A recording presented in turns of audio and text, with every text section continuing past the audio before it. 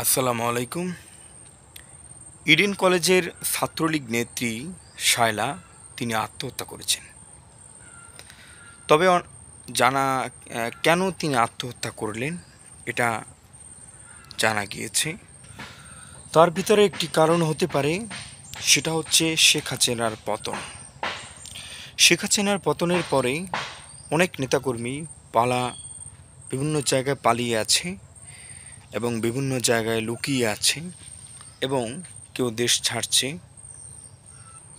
এই কারণে সে হয়তো হতাশায় ভুগছিলেন। সে চিন্তায় ছিল যে সে যখন ইডেন কলেজে অত্যাচার নির্যাতন করত সাধারণ ছাত্রীদের উপরে, তখন সে এই চিন্তাটা তার ছিল না যে শেখ হাসিনার পতন হতে পারে। এই চিন্তাটা ছিল, সে ভেবেছিল শেখ হাসিনা আজীবন আছে,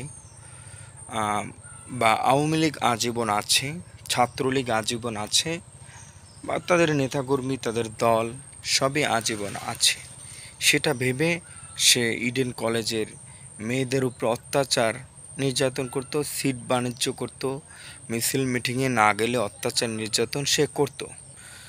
কিন্তু হঠাৎ করে যখন শেখ হাসিনার পতন হলো, এটা আল্লাহ তাআলারই খেলা। কেউ যদি অহংকার করে তাহলে তার পতন অনিবার্য, এবং সীমালঙ্ঘনকারীকে আল্লাহ তাআলা পছন্দ করেন না।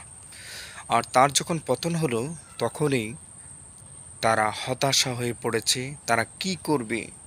তারা যে এতদিন নির্যাতন অত্যাচার করেছে ছাত্রদের উপরে, তারা পালিয়েছিল, কিভাবে বাঁচবে, কিভাবে কি করবে, এরকম একটা চিন্তা সবসময় তার ভিতরে কাজ করত। যদি তাদেরকে পায় হয়তো জুতার মালা দিবে গলায়, ঠিক আছে, শিক্ষার্থীরা। এই কারণে সে আত্মহত্যা করেছে।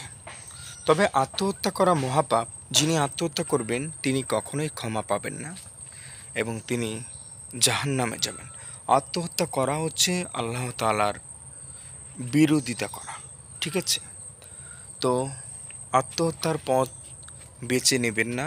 আপনারা অন্যায় করে থাকলে অবশ্যই আইনের মাধ্যমে আপনাদের বিচার হবে, আইনের মাধ্যমে বিচার করবে, তাতে ফাঁসি হোক আর যেটাই হোক। কিন্তু আত্মহত্যার মতো কোনো সিদ্ধান্ত বেছে নেবেন না, দয়া করে এর থেকে বিরত থাকবেন। আর তারা যে অপরাধ করেছে তাতে তাদের আত্মহত্যা করা ছাড়া তাদের উপায়ও নেই। বুঝতে পেরেছেন? সবাই ভালো থাকবেন, সুস্থ থাকবেন। আল্লাহ হাফেজ।